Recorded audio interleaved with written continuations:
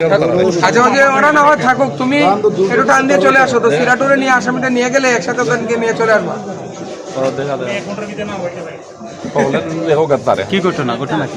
একটু কষ্ট করো ভাই, আজকে অনেক কষ্ট হয়ে গেছে। ভিডিও ফুটেজ আছে প্রায় 8-10টা মোটরসাইকেল গিজার ও বেচারার ওষুধের বক্স চাকরি করে মনে হয় ওষুধ কোম্পানির প্রায় 80,000 টাকা দামের ওষুধের বক্স না নিয়ে আপনার কার্টুন একটা লোন ইয়ে গেছে গিয়া আর পেঁয়াজের বস্তা আদার বস্তা ওগুলো মানে যা ফাইছিল সব মোটামুটি সব টিকা লইলে আটটা তো ওগুলো দেখো না, দেখো তো সমস্যা নাই, মানুষ সতর্ক থাকলো আর তো কিছু নাই।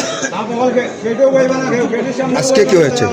আজকে নাই গত মনে হয় এটা খোঁজ না গিজারের কাহিনী আপনারা আজকে মনে 14 তারিখ তোটা 18 তারিখ এটা গিজার নিছে 18 তারিখ আবার 18 তারিখ এটা গিজার নিছে গেছে দোকান করে ফুটেজ আছে ফেসবুক রেগুলার রেগুলার করে রেগুলার তার লোক অনেক মানুষ আছে এগুলো কইলে তো পারই যায়। আমার হচ্ছে 18 তারিখে উনি আমার প্রোডাক্ট নিয়ে গেছে মোরসাল পিস থেকে।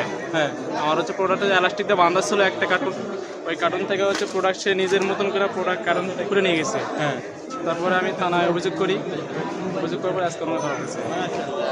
শনাক্ত করলেন কিভাবে?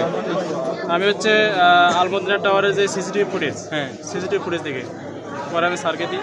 তারপর ওখানে আর একটা যে আলমদিনা টাওয়ার যে ম্যানেজার ছিল উনি আবার হচ্ছে অনলাইনে দেখছে হচ্ছে ওই ইসাকের ওখানে গিজার চুরি হয়েছে, ওটা পরে ভিডিওটা আমাকে দেয়, দেওয়ার পরে ওনার সাথে যোগাযোগ করি, করার পরে আমি হচ্ছে এসআই আজিজ স্যারকে আমি করে দিই ডকুমেন্ট, তারপর ওনাকে আজকে শনাক্ত করা হয়েছে এরকম।